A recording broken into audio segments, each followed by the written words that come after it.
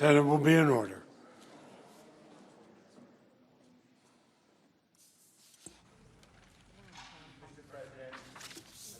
Majority Leader. Without objection, so ordered. Ms. Vanderveen? No. Mr. Castor, I'm sorry. May I be recognized? Yes, you are. You are recognized. Senators, Glasses all fogged up.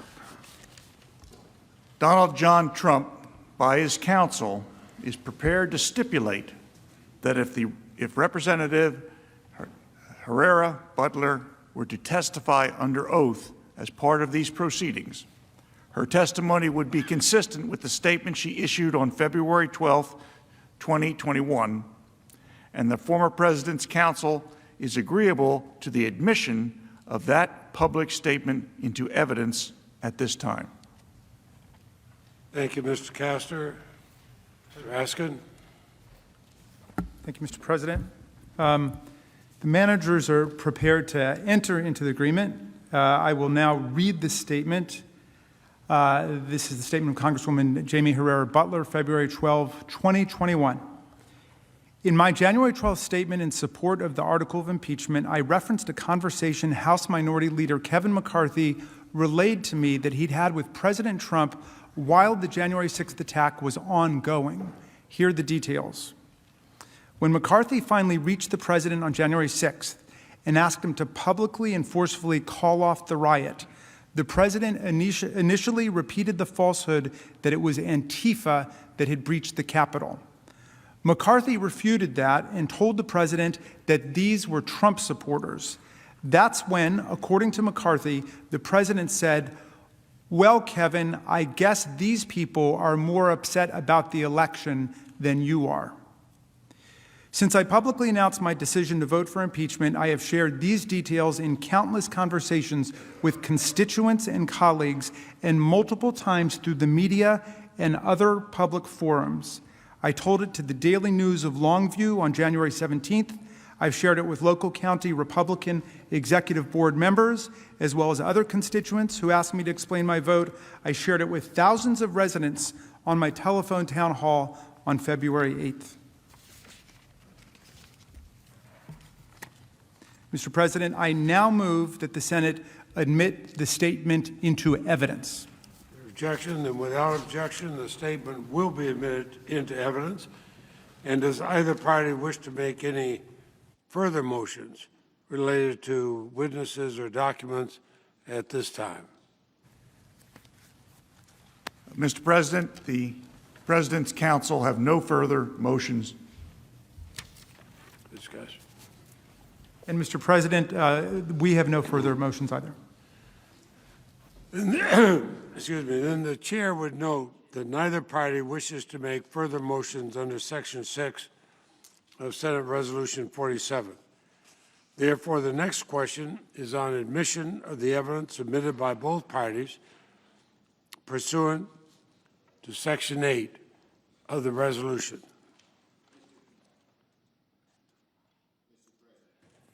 The majority leaders recommend. So now, as we move to another matter, I'm advised that the House managers have no objection to the admission of evidence proposed to be admitted by the former President's counsel under the provisions of Section 8 of Senate Resolution 47, and that the President's counsel have no objections to the evidence proposed to be admitted into evidence by the House managers.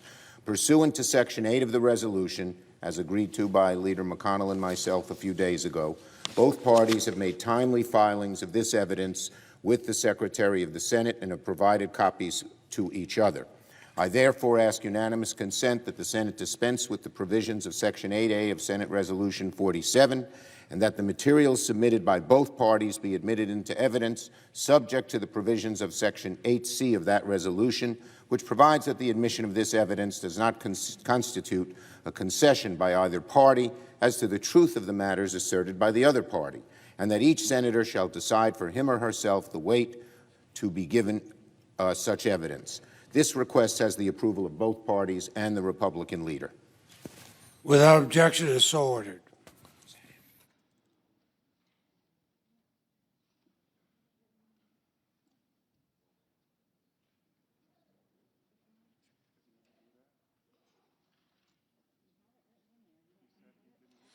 Okay, then pursuant to the provisions of Senate Resolution 47, the Senate has provided for up to 4 hours of closing arguments. They'll be equally divided between the managers on the part of the House of Representatives and the counsel for the former president.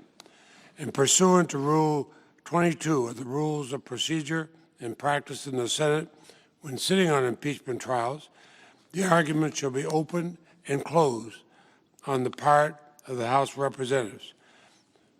So the chair recognizes Mr. Manager Raskin to begin the presentation on the part of the House of Representatives. Mr. Raskin, under Rule 22, you may reserve time if you wish. Thank you, Mr. President. Members of the Senate, before I proceed, it was suggested by defense counsel that Donald Trump's conduct during the attack, as described in Congresswoman Butler's statement, is somehow not part of the constitutional offense for which former President Trump has been charged. I want to reject that falsehood and that fallacy immediately. After he knew that violence was underway at the Capitol, President Trump took actions that further incited the insurgents to be more inflamed and to take even more extreme, selective, and focused action against Vice President Mike Pence. Former President Trump also, as described by Congresswoman Butler's notes, refused requests to publicly, immediately, and forcefully call off the riots.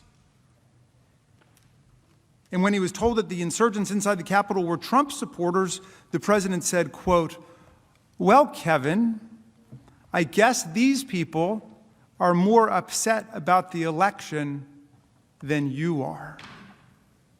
Think about that for a second. This uncontradicted statement that has just been stipulated as part of the evidentiary record. The president said, "Well, Kevin, I guess these people," meaning the mobsters, the insurrectionists, "are more upset about the election than you are." That conduct is obviously part and parcel of the constitutional offense that he was impeached for, namely incitement to insurrection. That is continuing incitement to the insurrection. The conduct described not only perpetuated his continuing offense, but also provides to us here today further decisive evidence of his intent to incite the insurrection in the first place. When my opposing counsel says that you should ignore the president's actions after the insurrection began, that is plainly wrong. And it, of course, reflects the fact that they have no defense to his outrageous, scandalous, and unconstitutional conduct in the middle of a violent assault on the Capitol that he incited. Senators, think about it for a second. Say you light a fire, and you're charged with arson. And the defense counsel says, everything that I did after the fire started is irrelevant. And the court would reject that immediately and say, that's not true at all. It's extremely relevant to whether or not you committed the crime. If you run over and try to put out the flames, if you get lots of water and say, help, help, there's a fire, if you call for help, a court will could infer that you didn't intend for the fire to be lit in the first place. They would accept your defense, perhaps, that it was all an accident. It was an all accident. Accidents happen with fire. But if, on the other hand, when the fire erupts, you go and you pour more fuel on it, you stand by and you watch it gleefully, any reasonable person will infer that you not only intended the fire to start, but that once it got started and began to spread, you intended to continue to keep the fire going. And that's exactly where we are, my friends. Of course your conduct while a crime is ongoing is relevant to your culpability, both to the continuation of the offense, but also directly relevant, directly illuminating to what your purpose was originally. What was your intent? And any court in the land would laugh out of court any criminal defendant who said, what I did after I allegedly killed that person is irrelevant to whether or not I intended to kill them. I mean, come on. Donald Trump's refusal not only to send help, but also to continue to further incite the insurgents against his own vice president provides further decisive evidence of both his intent to start this violent insurrection and his continued incitement once the attack had begun to override the Capitol. All right. Senators, that was in response to this new evidentiary particle that came in. But in my closing, I want to thank you for your remarkable attention and your seriousness of purpose befitting your office. We have offered you overwhelming and irrefutable and certainly unrefuted evidence that former President Trump incited this insurrection against us. To quote the statement Representative Liz Cheney made in January, quote, on January 6, 2021, a violent mob attacked the United States Capitol to obstruct the process of our democracy and stop the counting of presidential electoral votes. This insurrection caused injury, death, and destruction in the most sacred space in our republic. She continued, Representative Cheney continued, much more will become clear in coming days and weeks, but what we know now is enough. The President of the United States summoned this mob, assembled this mob, and lit the flame of this attack. Everything that followed was his doing. None of this would have happened without the President. The President could have immediately and forcefully intervened to stop the violence. He did not. There has never been a greater betrayal by the President of the United States of his office and his oath to the Constitution. I will vote to impeach the President. Representative Cheney was right. She based her vote on the facts, on the evidence, and on the Constitution.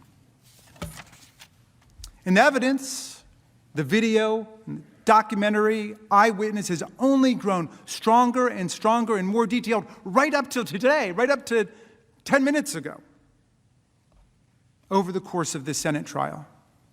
And I have no doubt that you all noticed that despite the various propaganda reels and so on, President Trump's lawyers have said almost nothing to contest or overcome the actual evidence of former President Trump's conduct that we presented. Much less have they brought their client forward to tell us his side of the story.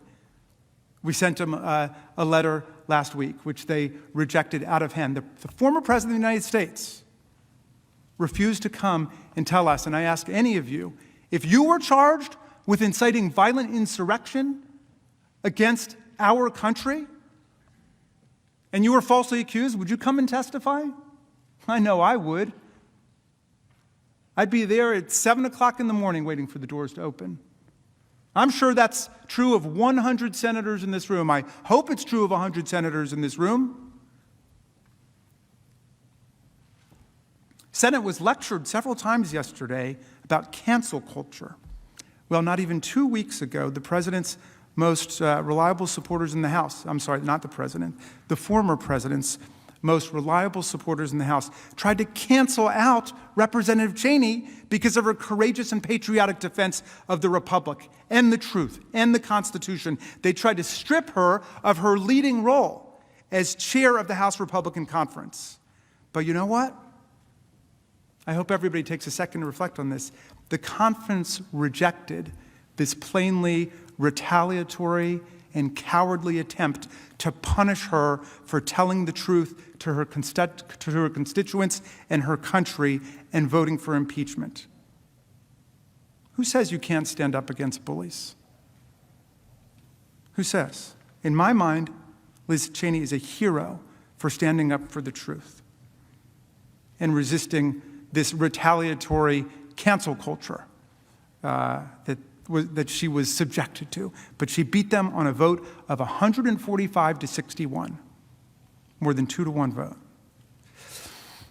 You know, Ben Franklin, a great champion of the Enlightenment, an enemy of political fanaticism and cowardice, and of course another great Philadelphian, once wrote this: "I have observed that wrong is always growing more wrong until there is no bearing it anymore, and that right, however opposed, comes right at last." Comes right at last. Think about that. This is America, home of the brave, land of the free. The America of Ben Franklin, who said, "If you make yourself a sheep, the wolves will eat you." Don't make yourself a sheep. The wolves will eat you. The America of Thomas Jefferson, who said at another difficult moment, "A little patience and we shall see the reign of witches pass over, their spirits dissolve, and the people, recovering their true sight, restore their government to its true principles." The America of Tom Paine, who said, "The mind, once enlightened, cannot again become dark." Now, we showed you hour after hour of real-time evidence demonstrating every step of Donald Trump's constitutional crime. We showed you how he indoctrinated the mob with his Orwellian propaganda about how the election he lost by more than 7 million votes and 306 to 232 in the electoral college, which he had described as a landslide when he won by the exact same margin in 2016, was actually a landslide victory for him being stolen away by a bipartisan conspiracy and fraud and corruption. We showed you how 61 courts and 88 judges, federal, state, local, trial, appellate, from the lowest courts in the land to the United States Supreme Court across the street, and 8 federal judges he himself named to the bench, all found no basis in fact or law for his outlandish and deranged inventions and concoctions about the election. In the meantime, President Trump tried to bully state-level officials to commit a fraud on the public by literally finding votes. We examined the case study of Georgia, where he called to threaten Republican Brad Raffensperger to find him 11,780 votes. That's all he wanted, he said. 11,780 votes. Don't we all? 11,780 votes. That's all he wanted to nullify Biden's victory and to win the election. Raffensperger ended up with savage death threats against him and his family, telling him he deserved a firing squad. Another election official urged Trump to cut it out or people would get hurt and killed. A prescient warning indeed. Raffensperger ended up saying that he and his family supported Donald Trump, gave him money, and now Trump threw us under the bus. We saw what happened in Lansing, Michigan, with the extremist mob he cultivated, which led to 2 shocking Capitol sieges and a criminal conspiracy by extremists to kidnap and likely assassinate Governor Whitmer. We saw him trying to get state legislatures to disavow and overthrow their popular election results and replace them with Trump electors. We showed you the process of summoning the mob, reaching out, urging people to come to Washington for a wild time. As we celebrate President's Day on Monday, imagine, is there another president in our history who would urge supporters to come to Washington for a wild time? You saw how he embraced violent extremist elements like the Proud Boys, who were told in a nationally televised presidential candidate debate to stand back and stand by, which became their official slogan as they converged on Washington with other extremist and seditious groups and competed to be the lead stormtroopers of the attack on this building. You saw the assembly of the mob on January 6th, and how beautiful that angry mob must have looked to Donald Trump as he peered down from the lectern with the seal of the President of the United States of America emblazoned on it. That crowd was filled with extremists in tactical gear, armed to the teeth and ready to fight, and other brawling MAGA supporters. All of them saying, "Stop the steal right now." And he said he was going to march with them to the Capitol, even though the permit for the rally specifically forbade a march. But he said he would march with them, giving them more comfort that what they were doing was legitimate. It was okay. But of course, he stayed back as he presumably didn't want to be too close to the action at the Capitol, as the lawyers called it. Not an insurrection, they urged us yesterday, it's an action. He didn't want to be too close to the action when all hell was about to break loose. Now, incitement, as we've discussed, requires an inherently fact-based evidentiary inquiry. And this is what we did. We gave you many hours of specific factual details about, to use Congresswoman Cheney's words, how the president summoned the mob, assembled the mob, incited it, lit the match, sending them off to the Capitol where they thought, as they yelled out, that they'd been invited by the President of the United States. And then, of course, they unleashed unparalleled violence against our overwhelmed and besieged but heroic police officers who you thoughtfully honored yesterday when the officers got in their way as they entered the Capitol at the behest of the President of the United States to stop the steal. Now, I'm convinced most senators must be convinced by this overwhelming and specific detail, because most Americans are. But say you still have your doubts. You think the president really thought that he was sending his followers to participate in a peaceful, nonviolent rally, the kind that might have been organized by Julian Bond, who my distinguished opposing counsel brought up, Ella Baker, Bob Moses, our late beloved colleague John Lewis, for the Student Nonviolent Coordinating Committee. Maybe the president really thought this was going to be like the March on Washington organized by Bayard Rustin and Dr. Martin Luther King, who said nonviolence is the answer to the crucial moral and political questions of our time. So let's say you're still flirting with the idea that Donald Trump's conduct was totally appropriate, as he proclaimed right off the bat, and he's the innocent victim of a mass accident or a catastrophe like a fire or a flood, as we were invited to frame it on our opening day by distinguished co-counsel or opposing counsel.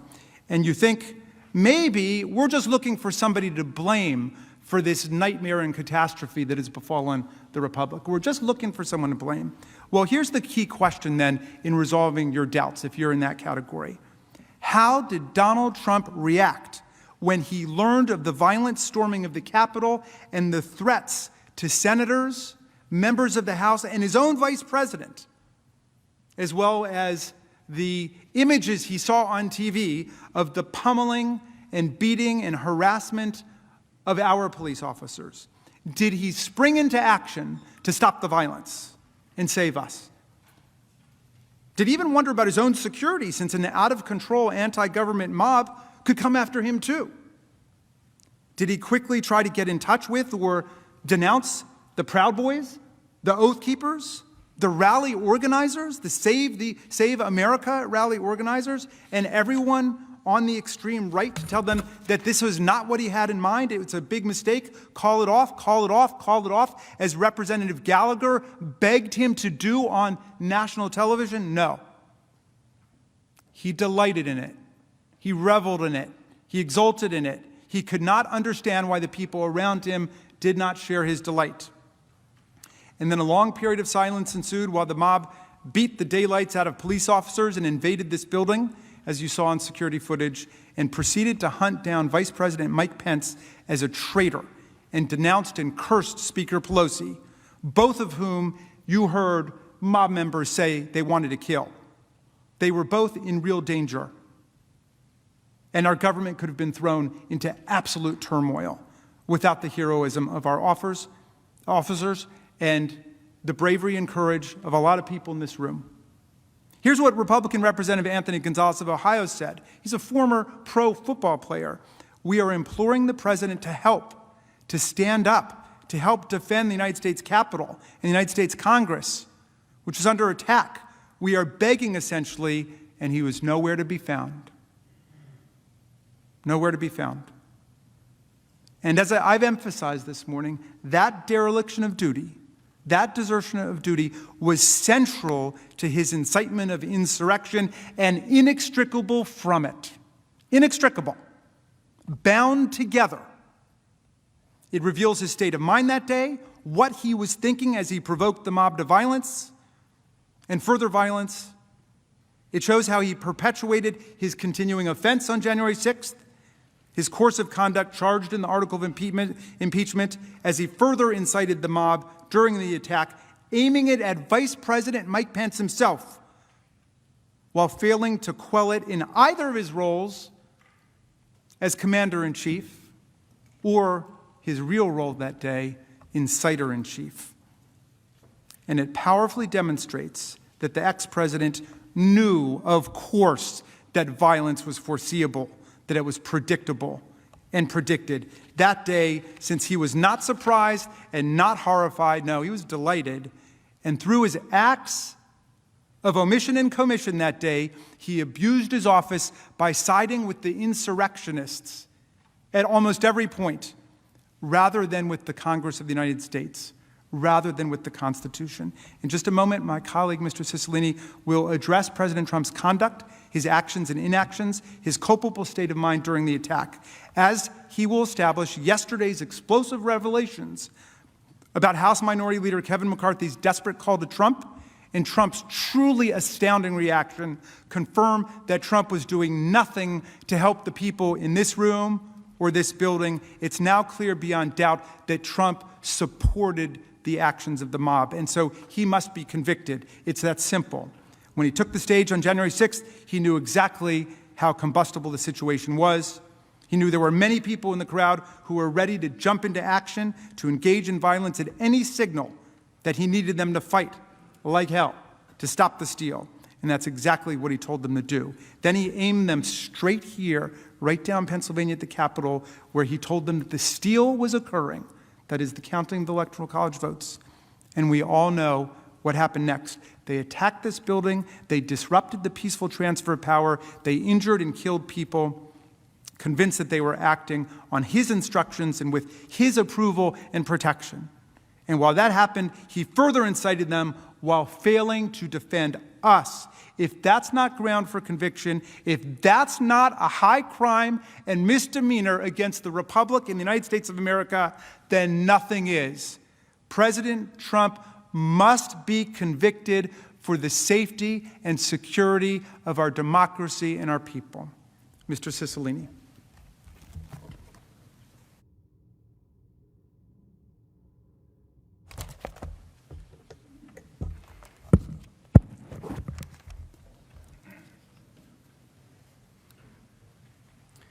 Mr. President, distinguished senators, as we've demonstrated, there is overwhelming evidence that President Trump incited the violence and knew violence was foreseeable on January 6th.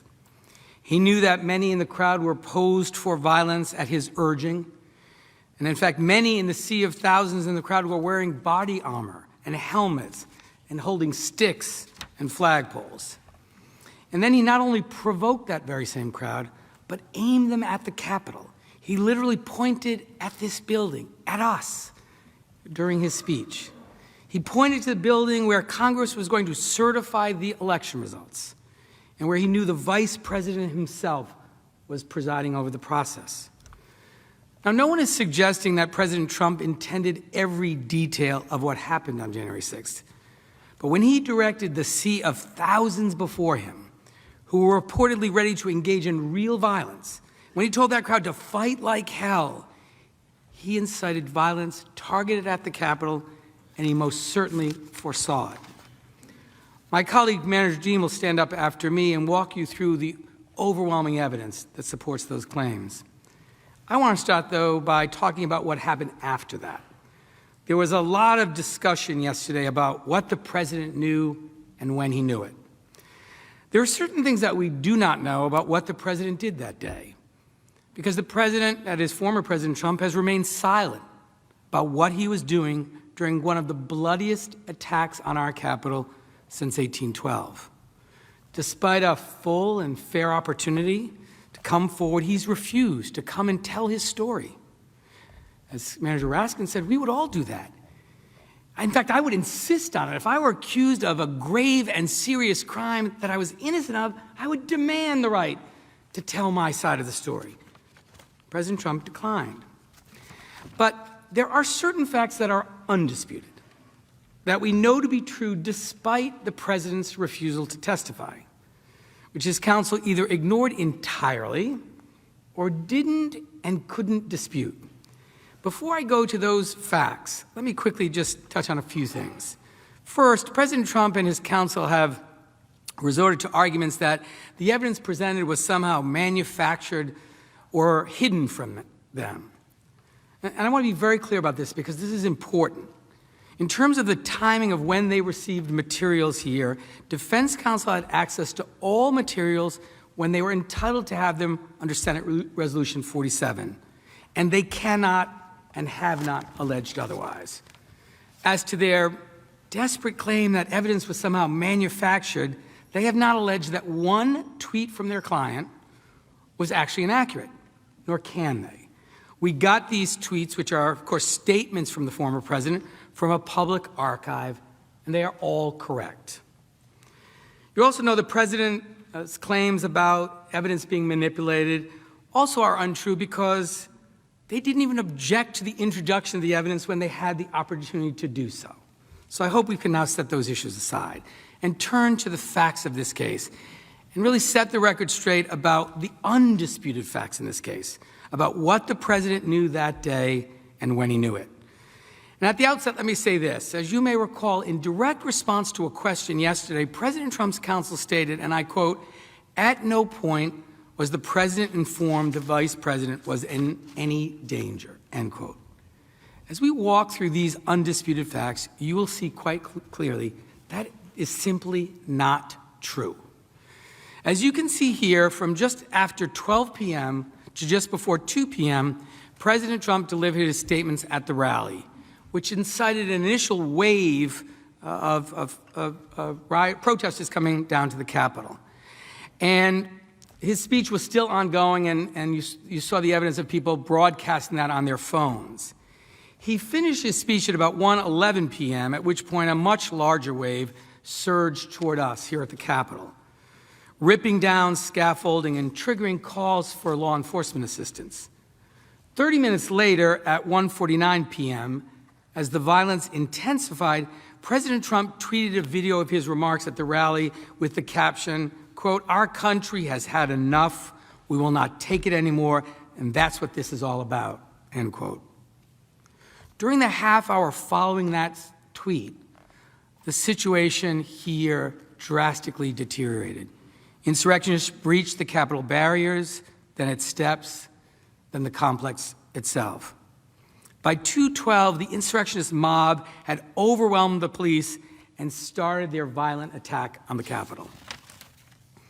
And as you all know, this attack occurred and played out on live television.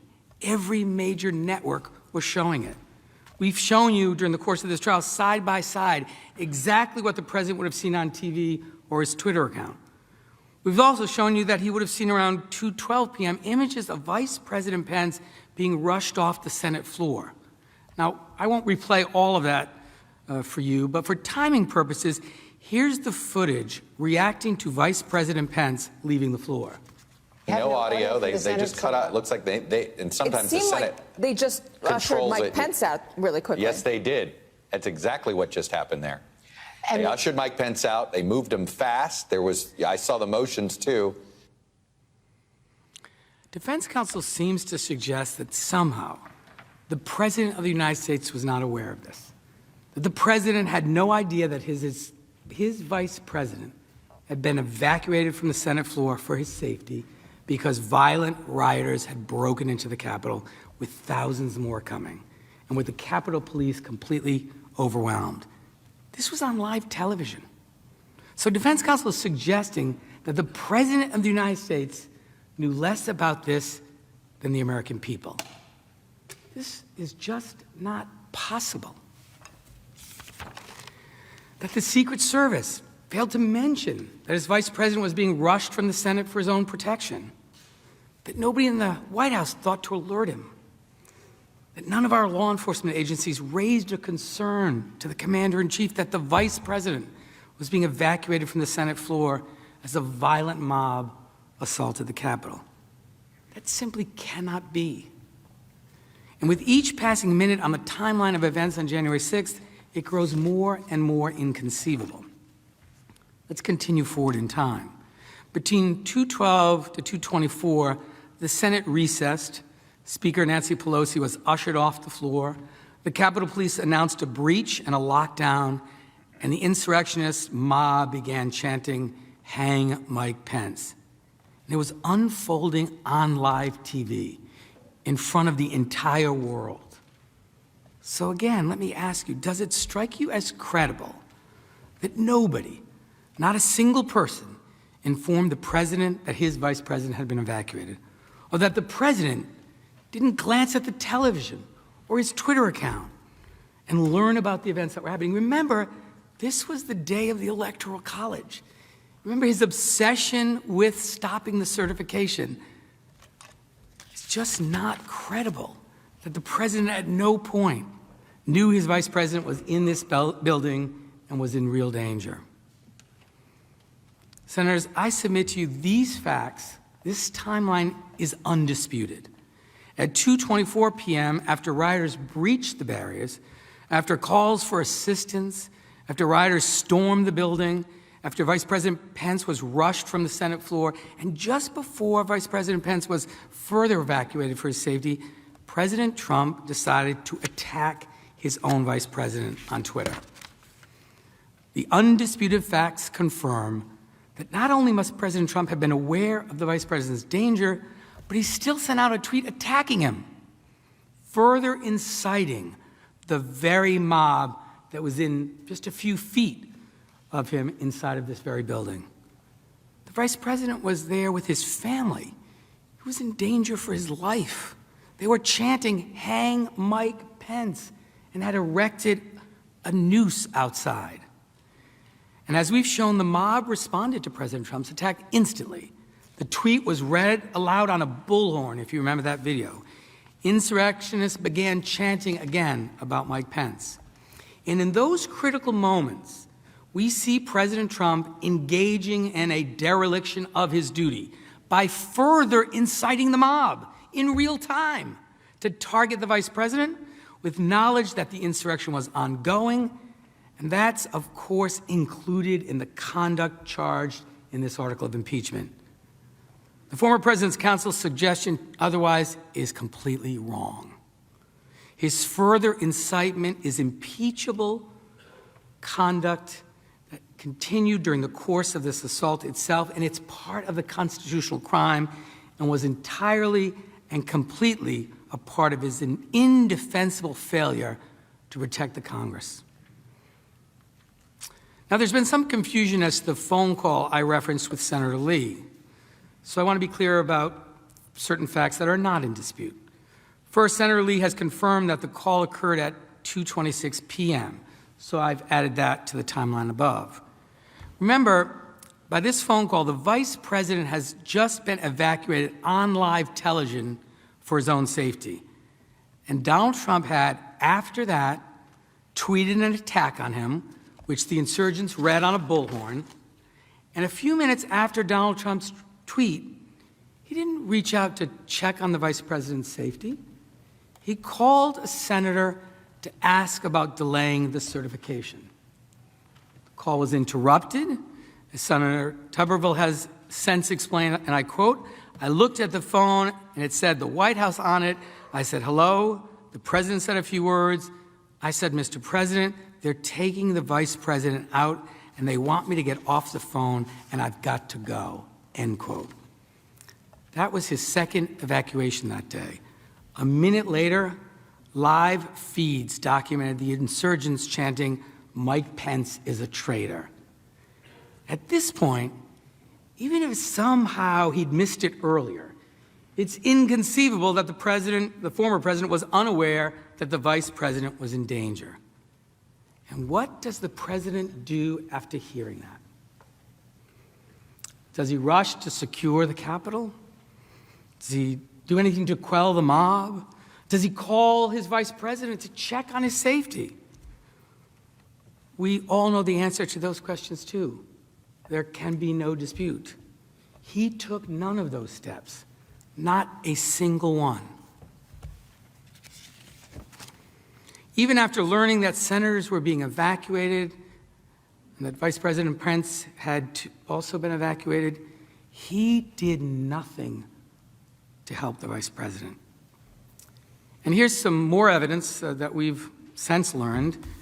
At some point over the following 30 minutes, President Trump spoke to Minority Leader Kevin McCarthy. And as Representative Jamie Herrera Butler has revealed, evidence that now has been stipulated as part of the evidentiary record. In that conversation, Kevin McCarthy is pleading with the former president to do something. He first tries to assign the blame to another group, and Leader McCarthy says, no, these are your supporters, Mr. President. And what does the president say in response? Not, I'll send people right away. I didn't realize you were in danger. He says, well, Kevin, and I quote, well, Kevin, I guess these people are more upset about the election than you are, end quote. I guess these people are more upset about the election than you are. The president, just as he conveyed in that tweet at 6:01, was essentially saying, you got what you deserve. Let me say that again. Not only was the president fully aware of the vice president's situation and the situation that we were all in when he was asked for help, when he was asked to defend the Capitol less than 30 minutes after inciting this violence against his own vice president, President Trump refused that request for assistance. And he told us why. His singular focus, stopping the certification of the election of his opponent. He incited the violence to stop the certification. He attacked the vice president and further incited the insurrection to pressure the vice president to stop the certification. He called Senator Tuberville to stop the certification, and he refused to send help to Congress. And this Congress and the vice president of the United States were in mortal danger because he wanted to stop the certification. And he did these things, attacking the vice president, calling Senator Tuberville, refusing Representative McCarthy's request, with full knowledge of the violent attack that was underway at that point. He chose retaining his own power over the safety of Americans. I can't imagine more damning evidence of his state of mind. The call ended with a screaming match interrupted by violent rioters breaking through the windows of Representative McCarthy's office. Senators, the president knew this was happening. He didn't do anything to help his vice president or any of you or any of the brave officers and other employees serving the American people that day. His sole focus was stealing the election for himself. And he apparently has still not thought of anyone else. According to more new facts revealed last night, the vice president's team does not agree with the president's counsel or the president's counsel's assessment either. The report, and I quote, says, Pence's team does not agree with the Trump lawyer's assessment that Trump was concerned about Pence's safety. Trump didn't call him that day or for 5 days after that. No one else on Trump's team called as Pence was evacuated to one room in a number with screaming mob nearby. Objection, this is not in evidence. Objection, this is not in evidence. If you wanted a stipulation to this, The council will sit down. Senators, remember everyone. Chair has no way of knowing what materials evidence or not. The counsel for the president will have a chance to speak. And the chair will consider the issue. Senators, remember, as one of you said during this attack, they could have killed us all. Our staff, the officers protecting all of us, everyone. And President Trump not only incited it, but continued inciting it as it occurred with attacks on his vice president, and then willfully refused to defend us, furthering his provocation and incitement by the mob, siding with the mob, siding with the violent insurrectionists, criminals who killed and injured police officers sworn to protect us because they were, quote, more upset about the election than Leader McCarthy. Those facts are undisputed. President Trump has not offered any evidence or any argument to disprove them. His lawyers almost entirely ignored these facts in their short presentation. We have only his counsel's false claim yesterday that, quote, at no point was the president informed that the vice president was in any danger, end quote. A claim that is refuted not just by common sense, but by the timeline you have seen and also the vice president's legal team. So there can be no doubt that at the moment we most needed a president to preserve, protect, and defend us, President Trump instead willfully betrayed us. He violated his oath. He left all of us and officers like Eugene Goodman to our own devices against an attack he had incited and he alone could stop. That is why he must be convicted. And I'd like to conclude by making one final point that follows directly from what I just discussed. Our case and the article of impeachment before you absolutely includes President Trump's dereliction of duty on January 6th. His failure as inciter-in-chief to immediately quell or call off the mob, his failure as commander-in-chief to immediately do everything in his power to secure the Capitol, that is a further basis on which to convict, and there can be no doubt of that. The ongoing constitutional misconduct is like any continuing offense, and the proof of that is overwhelming. Most directly, his dereliction of duty offers conclusive, irrefutable evidence that he acted willfully as we charge. He wasn't furious or sad or shocked like virtually everyone else in America. He was reported by those around him as delighted. Rather than rush to our aid or demand his mob retreat, he watched the attack on TV and praised the mob to Leader McCarthy as more loyal to him, more upset about the election, and that was all that mattered. His reaction is also further evidence of his intent. He acted exactly the way a person would act if they had indeed incited the mob to violence to stop the steal. Moreover, as I've shown, President Trump's dereliction and desertion of duty includes his decision to further incite the mob, even as he failed to protect us.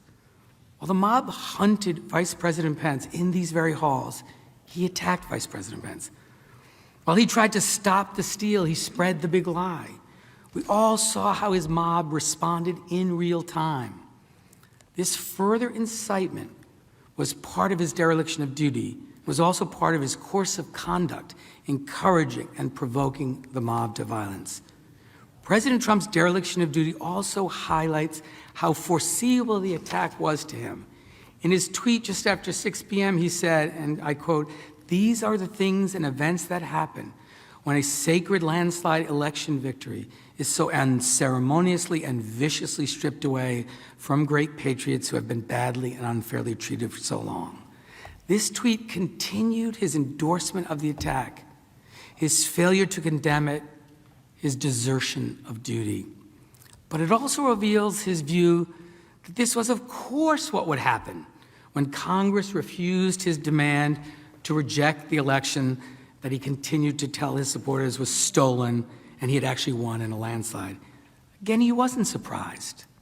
He saw this as a predictable result of his repeated demands that his followers stop the steal by any means possible. This was all connected. His dereliction of duty, his desertion of duty was part and parcel of the crime charged in the impeachment. And it's certainly a basis on which to vote for conviction. If you believe that he willfully refused to defend us and the law enforcement officers fighting to save us, and that he was delighted by the attack, and that he saw it as a natural result of his call to stop the steal, and that he continued to incite and target violence as the attack unfolded, we respectfully submit you must vote to convict and disqualify so that the events of January 6th can never happen again in this country. Mr. President. I'd like to call up Ms. Dean. Mr. President, I've got a point of order.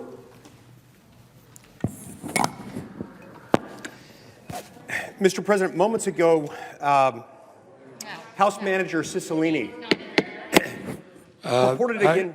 The senator will withhold. I'm advised by the parliamentarian that debate is not in order. I appeal the ruling of the chair that debate is not in order because this is not debate. He said something that's not true. An absence of quorum has been suggested. There's clearly a quorum, sir. And the clerk will call the roll. Ms. Baldwin.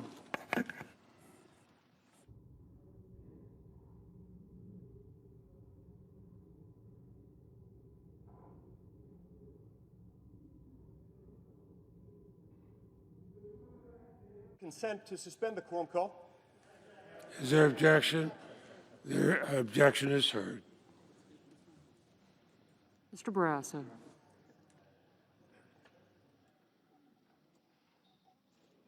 what happens?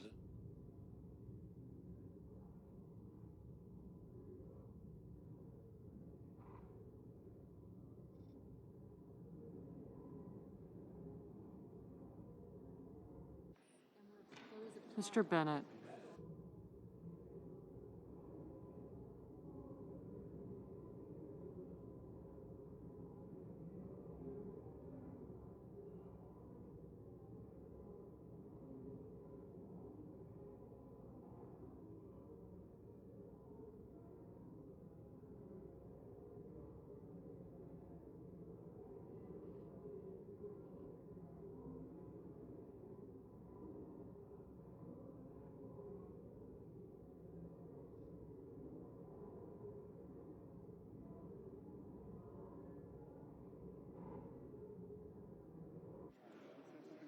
Mrs. Blackburn.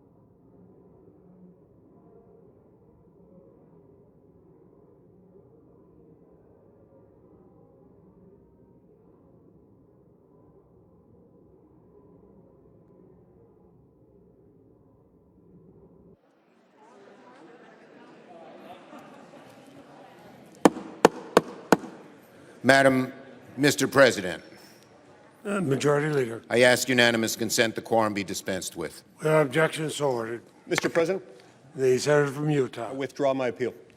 The appeal withdrawn. The chair would advise everybody. The evidentiary record is closed. S-Res 47 described the scope of those things not admitted into evidence as those referenced in trial. New evidence is not permitted in closing argument. References to such new evidence will be stricken.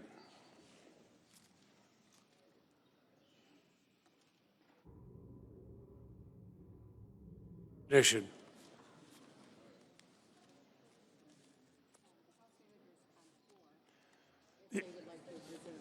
The House managers have the floor if they wish to resume.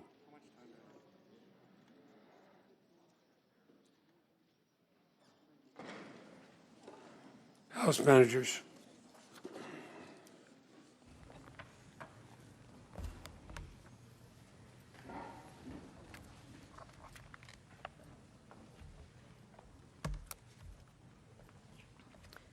Mr. President, House manager. esteemed senators, good afternoon. We are grateful for your kind attention this week as we engaged in a process formulated and put to paper by the founders in my home city of Philadelphia, which is getting its fair share of attention this week, in 1787, 234 years ago. My colleague, Mr. Cicilline, addressed the importance of the President's dereliction of duty. I will focus on three specific aspects of this case which the defense have raised questions about. First, the defense suggests that this was just one speech, and one speech cannot incite insurrection. And the defense suggested, because the attack was pre-planned by some insurrectionists, Donald Trump is somehow not culpable. Both of these things are plainly not true, nor are they what we allege. So let's be clear. We are not suggesting that Donald Trump's January 6th speech by itself incited the attack. We have shown that his course of conduct leading up to and including that speech incited the attack. The defense is correct that the insurrection was pre-planned. That supports our point. We argued, and the evidence overwhelmingly confirms, that Donald Trump's conduct over many months incited his supporters to believe, one, his big lie, that the only way he could lose was if the election was rigged. Two, that to ensure the election would not be stolen, to prevent the fraud, they had to stop the steal. And three, they had to fight to stop the steal or they would not have a country anymore. This conduct took time, and it culminated in Donald Trump sending a save the date on December the 19th, 18 days before the attack, telling his base exactly when, where, and who to fight. And while he was doing this, he spent $50 million from his legal defense fund to simultaneously broadcast his message to stop the steal over all major networks. Donald Trump invited them, he incited them, then he directed them. Here are a few clips that will help bring that story to light.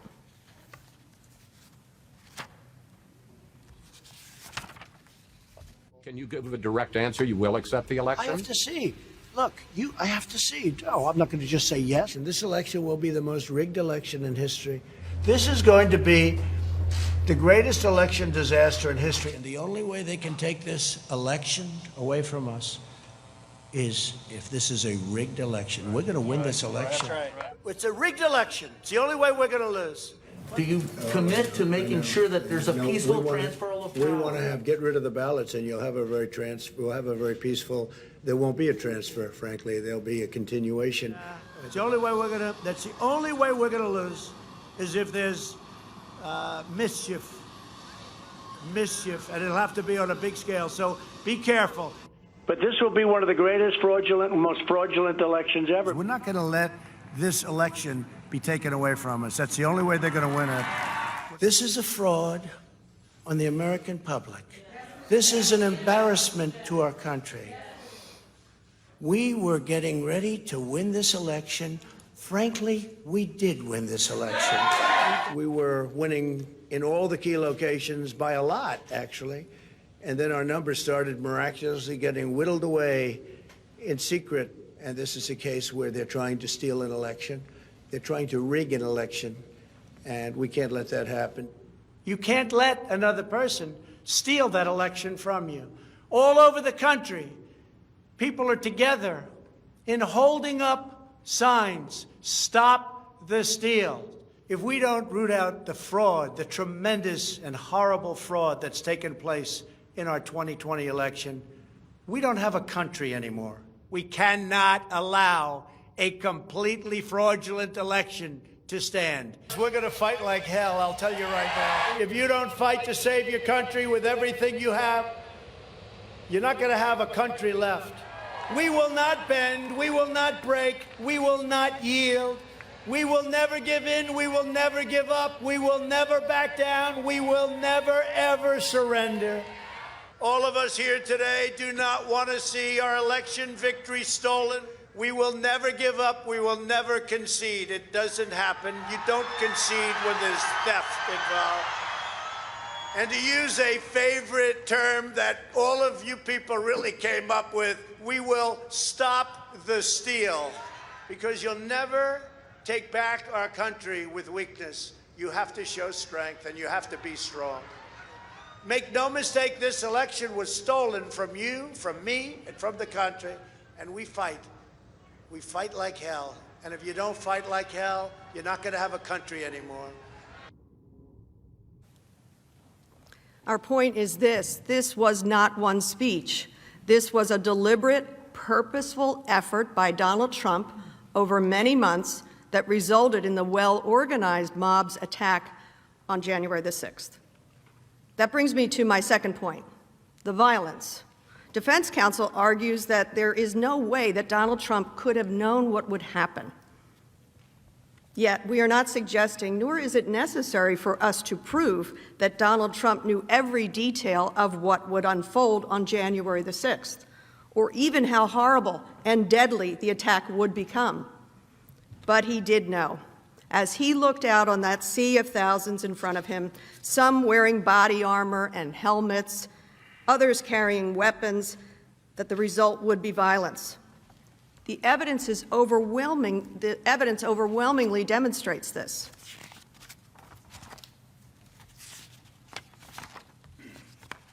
A few points on this. Donald Trump knew the people he was inciting leading up to January the 6th. He saw the violence they were capable of. He had a pattern and practice of praising and encouraging supporters of violence, never condemning it. It is not a coincidence that those same people, the Proud Boys, the organizer of the Trump Caravan, the supporters and speakers at the 2nd Million MAGA March, all showed up on January the 6th. And Donald Trump's behavior was different. This was not just a comment by an official or a politician fighting for a cause. This was months of cultivating a base of people who were violent, praising that violence, and then leading that violence, that rage, straight to a joint session of Congress where he knew his vice president was presiding. And Donald Trump had warnings about the crowd in front of him on January 6th. There were detailed posts online of attack plans. Law enforcement warned that these posts were real threats and even made arrests in the days leading up to the attack. There were credible reports that many would be armed and ready to attack the Capitol. Despite these credible warnings of serious, dangerous threats to our Capitol, when the crowd was standing in front of the president, ready to take orders and attack, he said, "We're going to the Capitol, and we fight like hell, and if you don't fight like hell, you're not going to have a country anymore." Here's a short clip.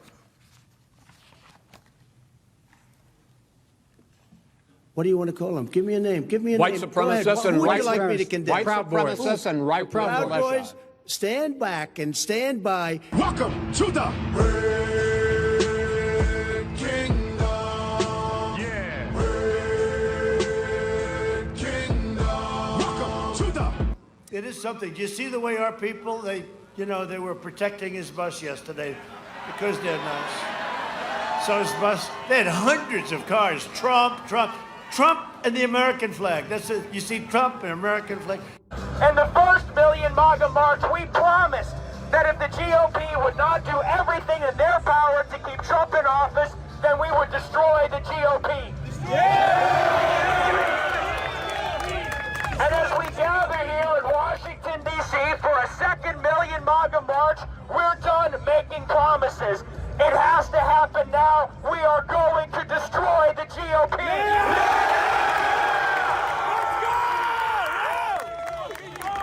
Let's go! Destroy the GOP! Destroy the GOP! Destroy the GOP! Because you'll never take back our country with weakness. You have to show strength, and you have to be strong.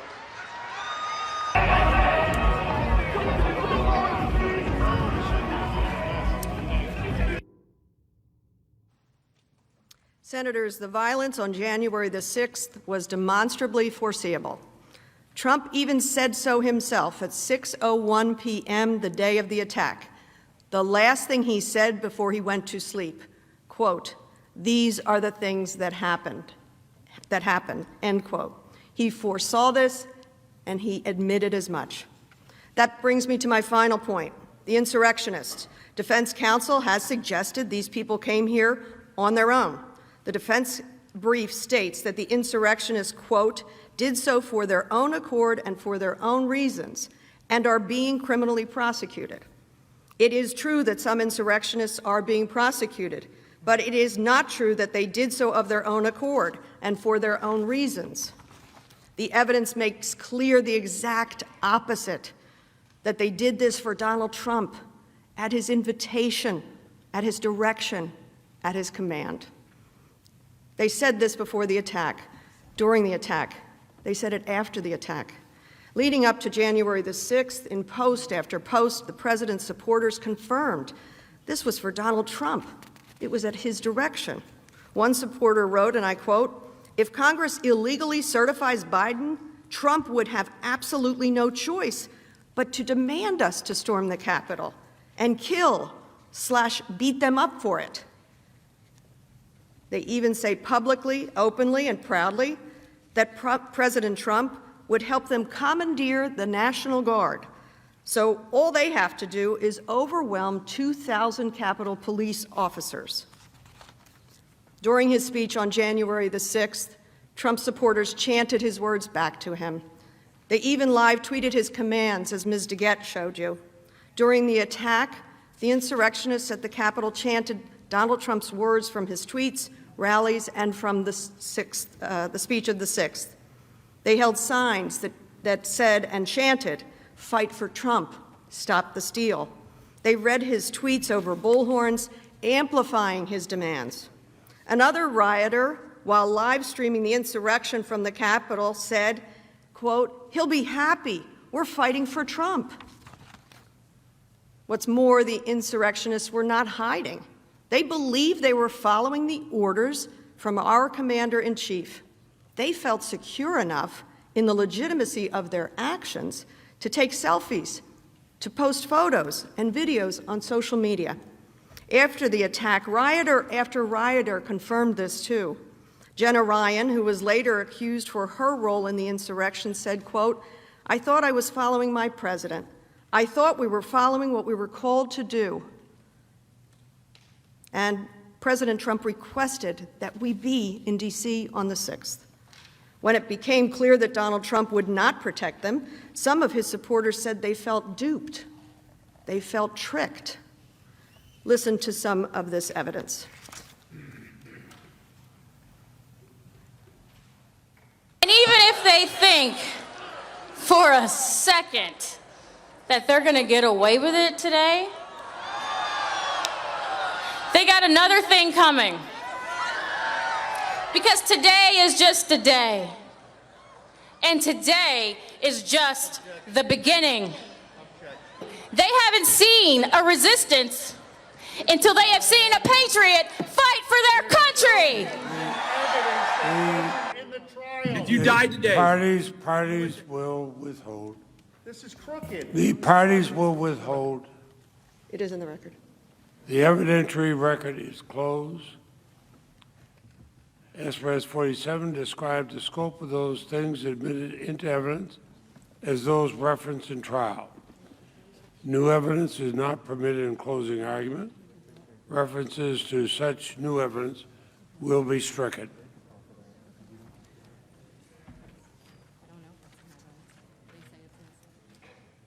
Who yields time?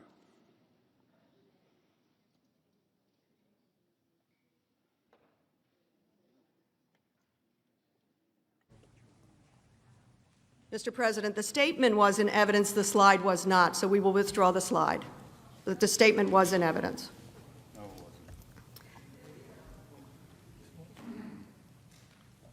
They told you themselves they were following the president's orders. And you'll see something clearly. Donald Trump knew who these people were. As the slide shows, the people he cultivated, whose violence he praised, were all there on January the 6th. The Proud Boys who Donald Trump told to stand back and stand by in September of 2020. Keith Lee, organizer of the Trump caravan that tried to drive the Biden campaign bus off the road. Katrina Pearson, the speaker at the 2nd Million MAGA March. They were all there.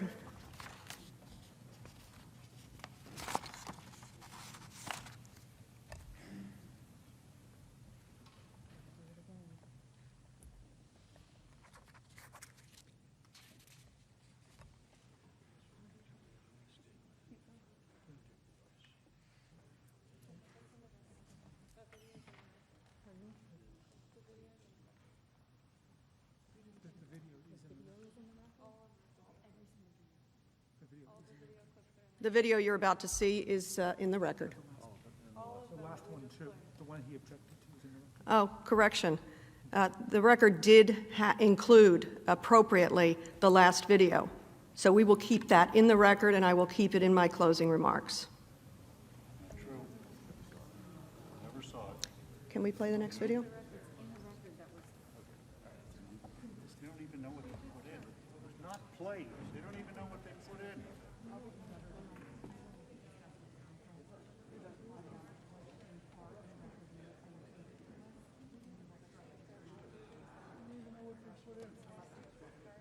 So we're going to make them, we're going to have them show us what's in the record when these statements are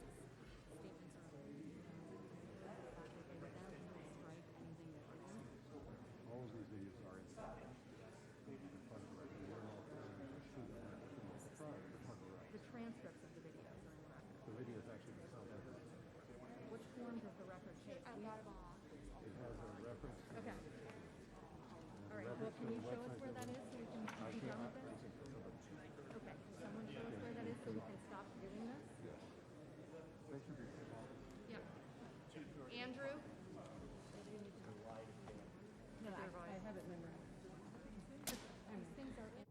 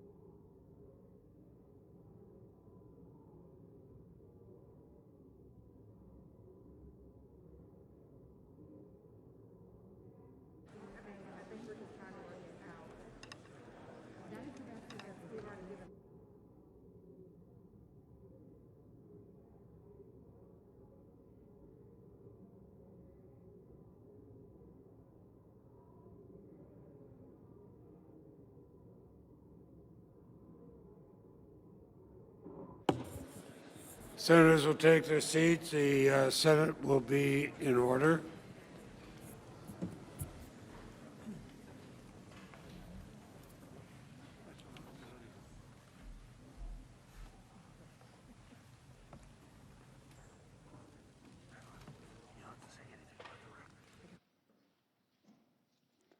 Representative may continue. Thank you, Mr. President. I have to say that of all the trials I have ever been a part of, this is certainly one of them. As the slides show, the people he cultivated, whose violence he praised, were all there on January the 6th. The Proud Boys who Donald Trump told to stand back and stand by in September of 2020, Keith Lee, the organizer of the Trump caravan that tried to drive the Biden campaign bus off the road, Katrina Pearson, the speaker at the second Million MAGA March, they were all there. Here is one final clip, also submitted in the record. That's what we fucking need, to have 30,000 guns on here. That's true. That's what we need. Senators, some of the insurrectionists are facing criminal charges. Donald Trump was acting as our commander-in-chief. He was our president.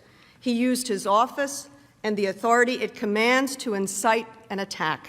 And when Congress and the Constitution were under attack, he abandoned his duties, violated his oath, failing to preserve, protect, and defend. That is why we are here, because the President of the United States, Donald J. Trump, incited and directed thousands of people to attack the legislative branch. He knew what his supporters were capable of. He inflamed them, sent them down Pennsylvania Avenue, not on any old day, but on the day we were certifying the election results. As they were banging on our doors, he failed to defend us, because this is what he wanted. He wanted to remain in power. For that crime against the Republic, he must be held accountable. Senators, the insurrectionists are still listening. Before I end, I must admit, until we were preparing for this trial, I didn't know the extent of many of these facts. I witnessed the horror, but I didn't know. I didn't know how deliberate the president's planning was, how he had invested in it, how many times he incited his supporters with these lies, how carefully and consistently he incited them to violence on January the 6th. While many of us may have tuned out his rallies, I also did not know the extent that his followers were listening, were hanging on his every word. And honestly, I did not know how close the mob actually came to their violent ends, that they were just steps away from all of us, that the death toll could have been much higher, but for the bravery of men and women who protected us. But now we know. We know the bravery of people like Officer Goodman and all the men and women of the Capitol Police, of the custodians who, with pride and a sense of duty in their work, cleaned up shattered glass, splintered wood, and blood-stained floors. We know the sacrifice of life and limb. We know what Donald Trump did. We know what he failed to do.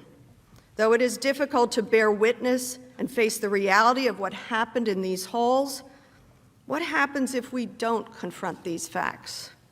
What happens if there is no accountability? For those who say we need to get past this, we need to come together, we need to unify. If we don't set this right and call it what it was, the highest of constitutional crimes by the President of the United States, the past will not be past. The past will become our future for my grandchildren and for their children. Senators, we are in a dialogue with history, a conversation with our past, with a hope for our future. 234 years from now, it may be that no one person here among us is remembered. And yet what we do here, what is being asked of each of us here in this moment, will be remembered. History has found us. I ask that you not look the other way.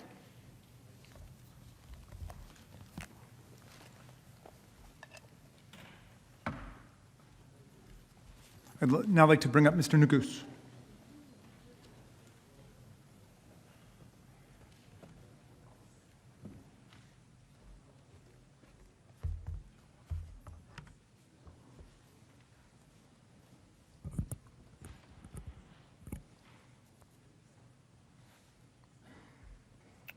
Mr. President, distinguished senators, there's an old quote from Henry Clay, son of Kentucky, that courtesies of a small and trivial character are the ones that strike deepest in the grateful and appreciating heart. I want to say on behalf of all the House managers, we are very grateful for the courtesies that you've extended to us and to President's counsel during the course of this trial. You've heard my colleague, Manager Dean, go through the overwhelming evidence that makes clear that President Trump must be convicted and disqualified for his high crime. I'm not going to repeat that evidence. It speaks for itself. Earlier in this trial, you might recall a few days ago that I mentioned my expectation that President Trump's lawyers might do everything they could to avoid discussing the facts of this case. And I can understand why. I mean, the evidence that all of us presented, that Manager Dean just summarized, is pretty devastating. And so rather than address it, the President has offered up distractions, excuses, anything but actually trying to defend against the facts. They said things like, President Trump is now a private citizen, so the criminal justice system can deal with him, or that we haven't set a clear standard for incitement. They talked a lot about due process, and that all politicians say words like fight. I'd like to take a minute to explain why each of those distractions are precisely that, distractions, and why they do not prevent in any way the Senate from convicting President Trump.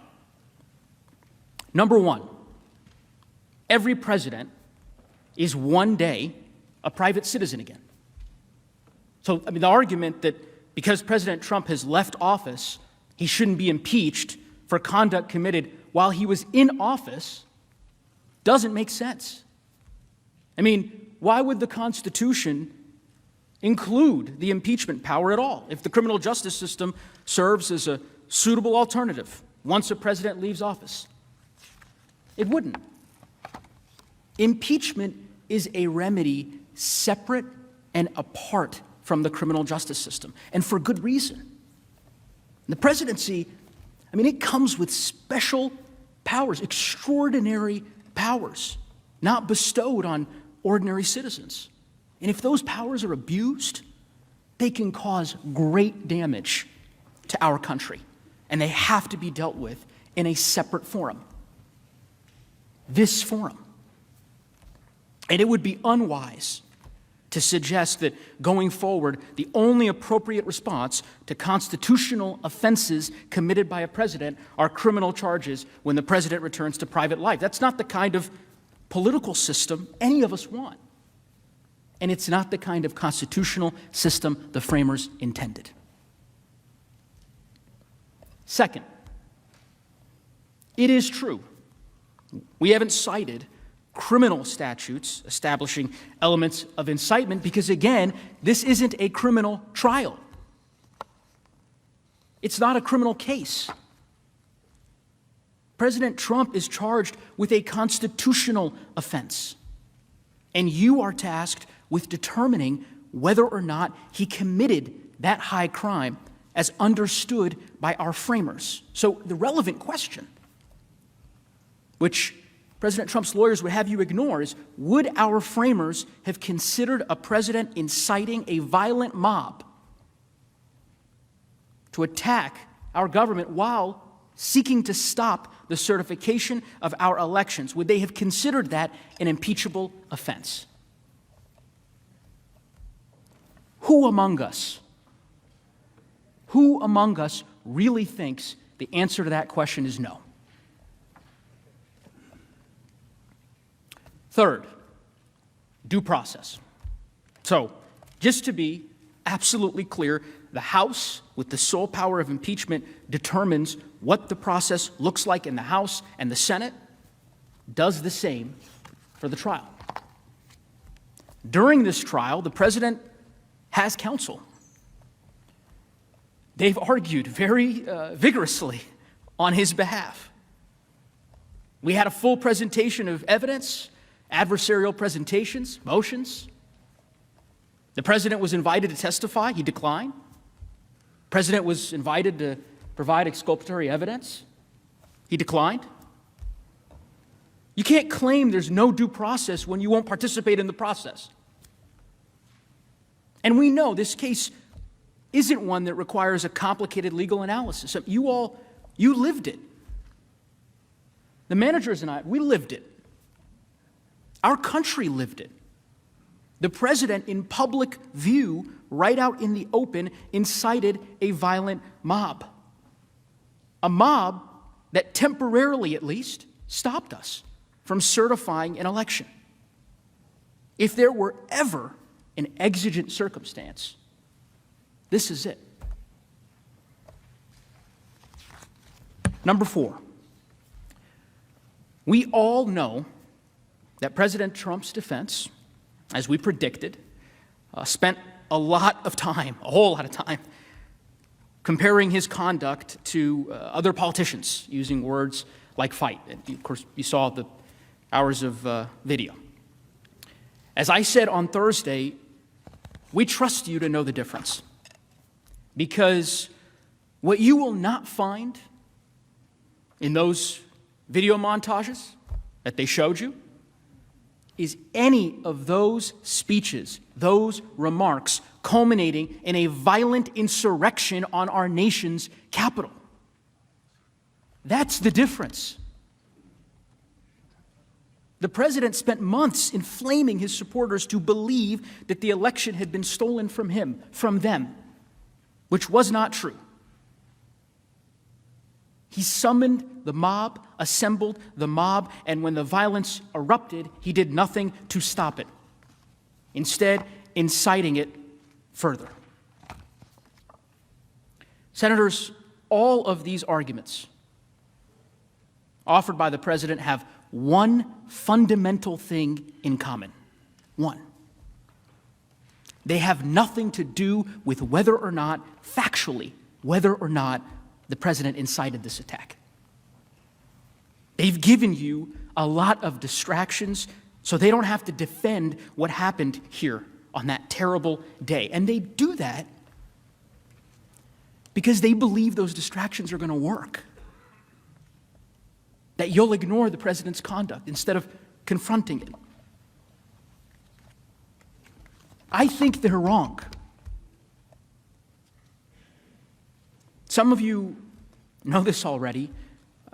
I'm the youngest member of our manager team by quite a few years. So perhaps I'm a bit naive, but I just don't believe that. I really don't. I don't believe their effort is going to work. And here is why. Because I know what this body is capable of. I may not have witnessed it, but I've read about it in the history books. I've seen the C-SPAN footage. Archives, sometimes watched them for hours. And yes, I've actually done that. And the history of our country in those books and in those tapes, the history of this country has been defined right here on this floor. The 13th Amendment, the amendment abolishing slavery, was passed in this very room. In this room, not figuratively, literally, where you all sit and where I stand. In 1964, this body, with the help of senators like John Sherman Cooper and so many others, this body secured passage of the Civil Rights Act.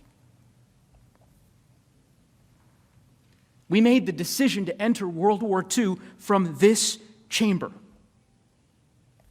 We've certainly had our struggles, but we've always risen to the occasion when it mattered the most. Not by ignoring injustice or cowering to bullies and threats, but by doing the right thing, by trying to do the right thing. And that's why so many nations around the world aspire to be like America. They stand up to dictators and autocrats and tyrants because America is a guiding light for them, a North Star. They do so, they look to us because we have been a guiding light, a north star in these moments. Because the people who sat in your chairs, when confronted with choices that define us, rose to the occasion. I want to offer one more example of a decision made in this room by this body that resonated with me. The first day I stood up in this trial, I mentioned that I was the son of immigrants, like many of you, and many senators graciously approached me after my presentation and asked me where my parents were from. And I told those who asked that my folks were from East Africa. In 1986, this body considered a bill to override President Reagan's veto of legislation imposing sanctions on South Africa during apartheid. 2 senators who sit in this room, one Democrat and one Republican, voted to override that veto. That vote was not about gaining political favor. And in fact, it was made despite potentially losing political favor. And I have to imagine that that vote was cast, like the decisions before it, because there are moments that transcend party politics and that require us to put country above our party because the consequences of not doing so are just too great. Senators, this is one of those moments. Many folks who are watching today's proceedings may not know this, but House members like me and Lead Manager Raskin, our fellow managers, we're not allowed on the Senate floor without express permission. No one is. Certainly the senators are aware of that. This floor is sacred. It's one of the reasons why I, like so many of you, was so offended to see it desecrated by that mob. To see those insurrectionists diminishing and devaluing and disrespecting these hallowed halls that my whole life I have held in such awe. Because of those rules that I just mentioned, this will be the only time I have the privilege to stand before you like this. When the trial's over, I'll go back to being not an impeachment manager, but in fact to being just a House member. The trial will end, and we'll resume our lives and our work. But for some, there will be no end to the pain of what happened on January 6th. The officers who struggled to recover from the injuries they sustained to protect us, they struggle to recover today. The families who continue to mourn those who they lost on that terrible, tragic day. I was struck yesterday by defense counsel's continued references to hate. One of my favorite quotes of Dr. Martin Luther King Jr., it's one that has sustained me during times of adversity, I suspect it sustained some of you, is that I've decided to stick with love, that hate is too great a burden to bear. This trial is not born from hatred. Far from it. It's born from love of country, our country, our desire to maintain it, our desire to see America at its best. And in those moments that I spoke of, Civil Rights Act, so much more, we remember those moments because they helped define and enshrine America at its best. I firmly believe that our certification of the Electoral College votes in the early hours of January 7th, our refusal to let our republic be threatened and taken down by a violent mob, will go down in history as one of those moments too. And I believe that this body can rise to the occasion once again today. by convicting President Trump, defending our republic. And the stakes could not be higher. Because the cold, hard truth is that what happened on January 6th can happen again. I fear, like many of you do, that the violence we saw on that terrible day may be just the beginning. We've shown you the ongoing risks, the extremist groups who grow more emboldened every day. Senators, this cannot be the beginning. It can't be the new normal. It has to be the end. And that decision is in your hands.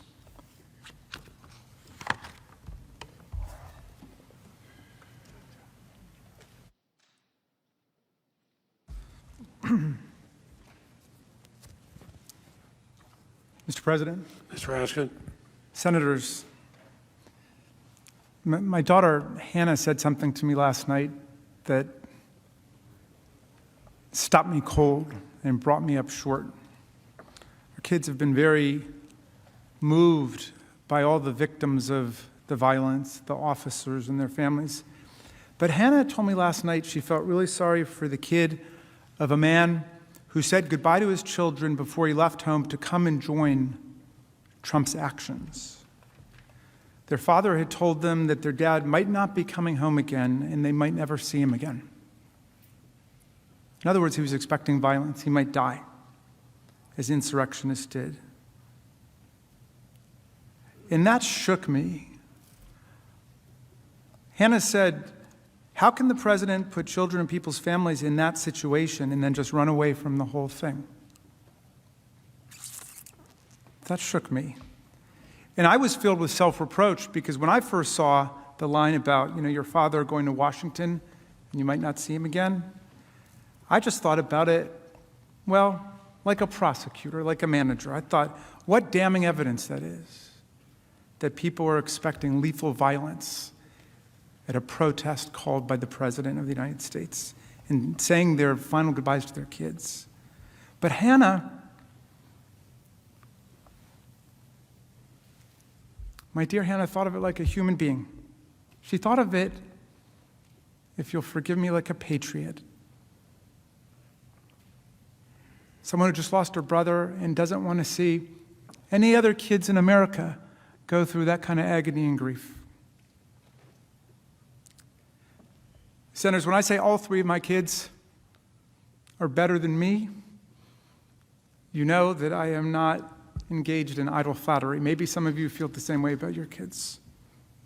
They're literally better people than me. They've got a lot of their mom, Sarah Bloom Raskin, in them, and they're better than me. And Hannah saw through the legality of the situation.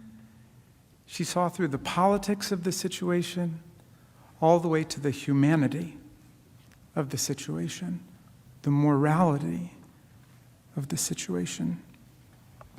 That was one of the most patriotic things I ever heard anybody say. The children of the insurrectionists, even the violent and dangerous ones, they're our children too. They are Americans, and we must take care of them and their future. We must recognize and exercise these crimes against our nation, and then we must take care of our people and our children, their hearts and their minds. As Tommy Raskin used to say, it's hard to be human. Many of the Capitol and Metropolitan Police officers and guardsmen and women who were beaten up by the mob also have kids. You remember Officer Fanone, who had a heart attack after being tased and roughed up for hours by the mob, and then begged for his life, telling the insurrectionists that he had 4 daughters. And that just about broke my heart all over again. We talked about this for a long time last night. My kids felt terrible that other kids' fathers and mothers were pulled into this nightmare by a president of the United States. Senators, we proved he betrayed his country.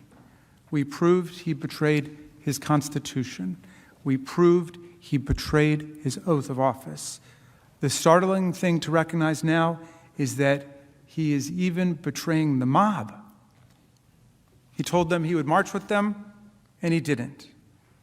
They believed the president was right there with them somewhere in the crowd, fighting the fantasy conspiracy to steal the election and steal their country away from them. They thought they were one big team working together. He told them their great journey together was just beginning, and now there are hundreds of criminal prosecutions getting going all over the country. People getting set to say goodbye to members of their family. And the president who contacted them, solicited them, lured them, invited them, incited them, that president has suddenly gone quiet and dark. Nowhere to be found. He cannot be troubled to come here to tell us what happened and tell us why this was the patriotic and the constitutional thing to do. Senators, this trial in the final analysis is not about Donald Trump. The country and the world know who Donald Trump is.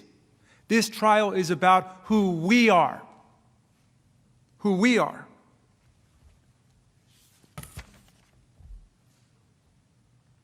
My friend Dar Williams says that sometimes the truth is like a second chance. We've got a chance here with the truth. Do we still believe in the separation of powers? President Trump tried to sideline or run over every other branch of government, thwart the will of the people at the state level, usurp the people's choice for president. This case is about whether our country demands a peaceful, nonviolent transfer of power to guarantee the sovereignty of the people. Are we going to defend the people who defend us? Not just honor them with medals, as you rightfully did yesterday, but actually back them up against savage, barbaric, insurrectionary violence? Will we restore the honor of our capital and the people who work here? Will we be a democratic nation that the world looks to for understanding democratic values and practices and constitutional government and the rights of women and men? Will the Senate condone the President of the United States inciting a violent attack on our chambers, our offices, our staff, and the officers who protect us? When you see the footage of Officer Hodges stuck in the doorway, literally being tortured by the mob, if government did that to you, that would be torture. And when you see that footage, and he's shouting in agony for his dear life, it's almost unwatchable.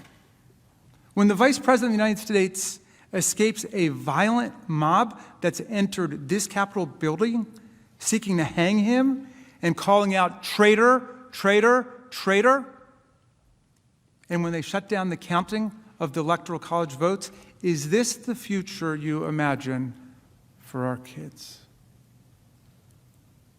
Is it totally appropriate, as we've been told? Or as Representative Cheney said, is it the greatest betrayal of the presidential oath of office in the history of our country? And if we can't handle this together as a people, all of us, forgetting the lines of party and ideology and geography and all of those things, if we can't handle this, how are we ever going to conquer the other crises of our day? Is this America? Is this what we want to bequeath to our children and our grandchildren? I was never a great Sunday school student. Actually, I was pretty truant most of the time. But one line always stuck with me from the book of Exodus as both beautiful and haunting, even as a kid, after I asked what the words meant. "Thou shalt not follow a multitude to do evil." Thou shalt not follow a multitude to do evil. The officer who got called the N-word 15 times and spent hours with his colleagues battling insurrectionists who had metal poles and baseball bats and hockey sticks, bear spray, and Confederate battle flags, posed the right question to the Senate and to all of us. Is this America? Dear senators, that's going to be up to you now. And whatever committees and subcommittees you're on, whatever you came to Washington to do, to work on, from defense to agriculture to energy to aerospace to healthcare, this is almost certainly how you will be remembered by history. That might not be fair. It really might not be fair, but none of us can escape the demands of history and destiny right now. Our reputations and our legacy will be inextricably intertwined with what we do here and with how you exercise your oath to do impartial justice. Impartial justice. I know and I trust you will do impartial justice, driven by your meticulous attention to the overwhelming facts of the case and your love for our Constitution, which I know dwells in your heart.